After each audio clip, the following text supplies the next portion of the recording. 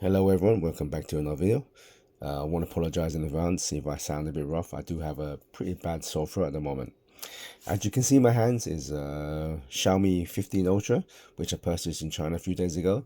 Please check my videos out about Shanghai recently, my video logs and all that stuff. Appreciate it. Like and subscribe, much appreciated. Thank you in advance.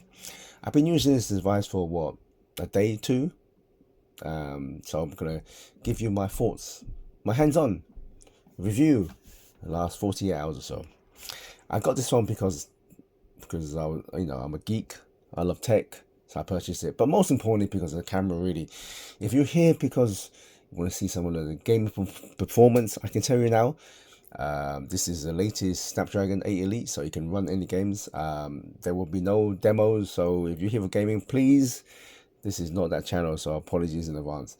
But if you're here for the camera, please stay, and I will show you some footages I took.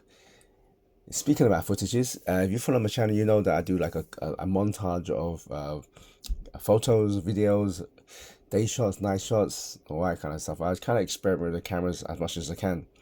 So without further ado, I'm going to pause this video. I'm going to go into my montage and you have a look at the footage I took. This time I put on the watermark so you can see the lens and all that kind of stuff, and I put some notes in there if I did any changes to see all the cameras, the shots, the videos I take it. Okay, so here is the montage. I'll be back in a few minutes after that.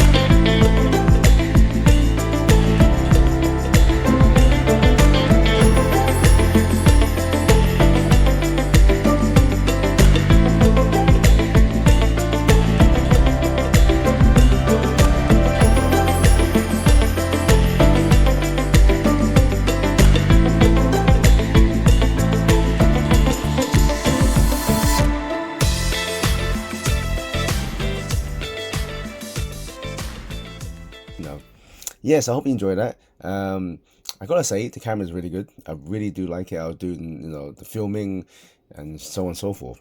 There's a couple of things I didn't like. I'm gonna show you right now.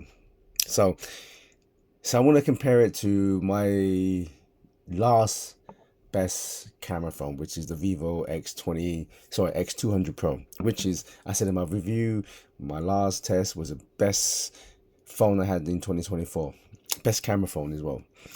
A couple of things I didn't like. For example, the camera itself is great. You can see all the lens here. I'll talk about that in a sec. Yeah, is the filming itself. The taking pictures was amazing. Just filming itself, there was a bit that annoyed me. So if I go into video here, you can see here at the top, you can do 1080 60, which I do normally. Is yeah. So you can do 1080 30.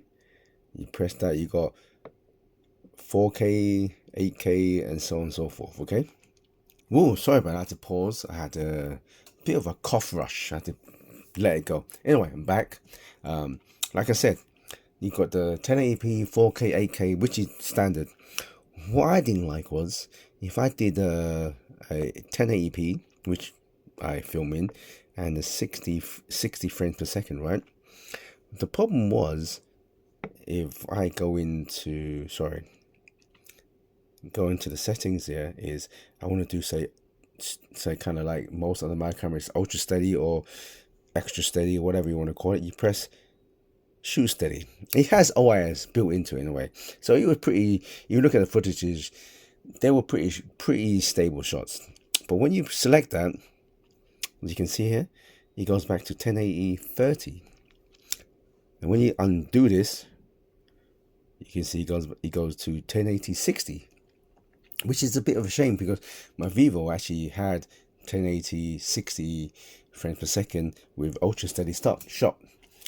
I'm not saying the built-in OIS was good enough, but there was a few times where I could have done with an extra steady shots, ultra steady.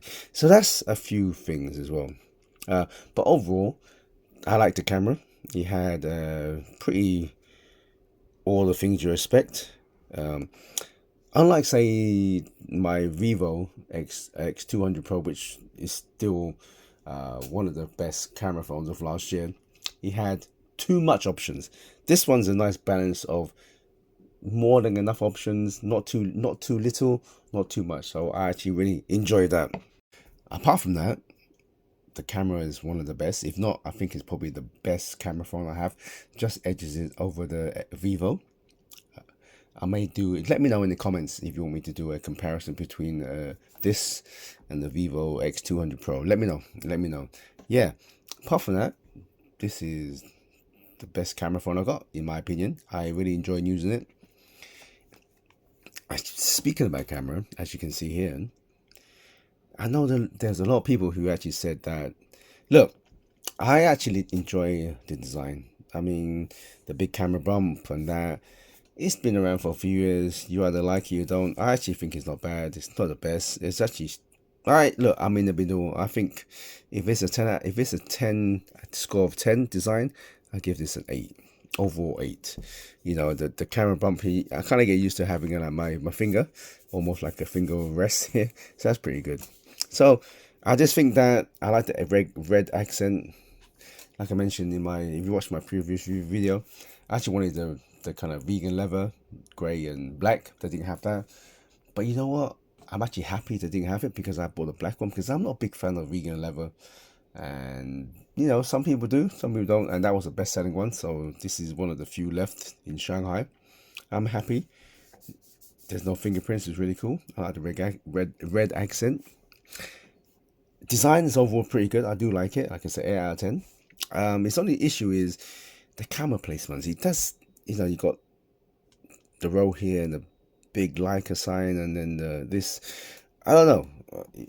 I think that if the cameras were placed better, I think this phone would be to me a 9 out of 10 in the looks department. But kind of let it down because of the camera placements. Apart from that, I think overall pretty decent, very good. I would say, like I said, 8 out of 10. UI wise, this is running Hyper OS on Android 15. I tried using it, but you can see here, if you watch my videos, I like it. I like my UI, very, very simple. I try using it. I delete. Oh, by the way, speaking about that, this is a Chinese version. This is a Chinese phone. It had a lot of bloatware, so I spent a lot of time deleting a lot of the Chinese apps. And I like it. My desktop simple as possible. There's literally just one desktop. There's nothing. You can see I'm swiping. There's nothing. There's an app drawer, usual stuff, 120 hertz display. Speaking about specs, in the intro scene, I put the specs. Go back and pause it whenever you want to and see the full specs. Speaking about specs again, this is the Chinese version, so a couple of things different from this, and then the global version is this one is using a bigger battery, 6,000 milliamps, compared to the global version, which is, what is it, 5,400 and something milliamps. Apart from that, I don't see anything different, but battery life is pretty good. I can get a good 2 days out. You can see 63% in, what was it now? I'm using it for a day and a half, so it's pretty good. Battery life, pretty good. Like I said, go back to the UI.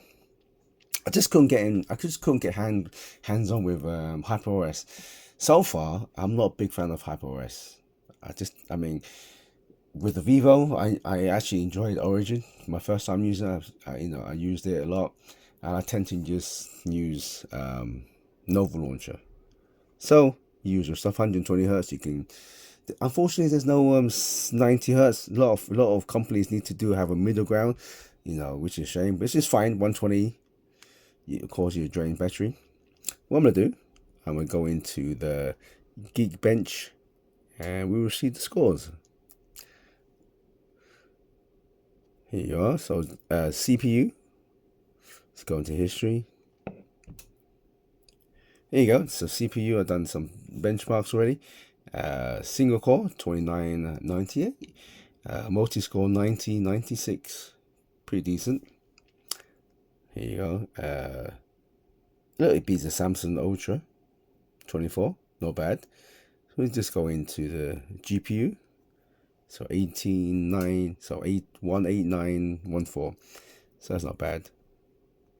Here you go. Beats the Samsung Galaxy 2024 S24. But benchmark on paper doesn't mean real life usage, I suppose. So far, everything I used been smooth. Okay, fair enough. I don't play games, but what I need it for, it does what it needs to do. There's nothing to write home about the OS. I'm using Nova Launcher. It does everything what Android does. You can use Android in the last few years. Nothing's really changed, and that's about it, really. Let's go into some of the sound. I put in, hopefully it's still here, my YouTube channel. Let me just go into get rid of that and just play some music and see how good the speakers are.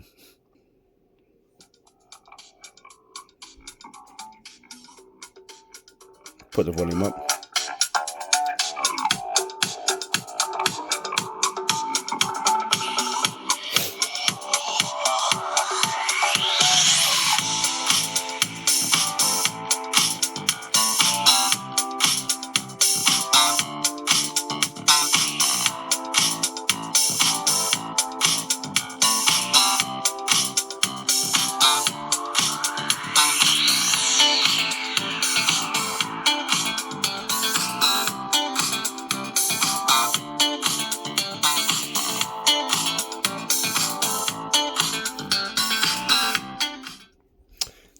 What do you think about that? It sounds pretty good. I think that this is probably one of the better sounding phones. It sounded rich, loud enough. It was pretty high, enough bass.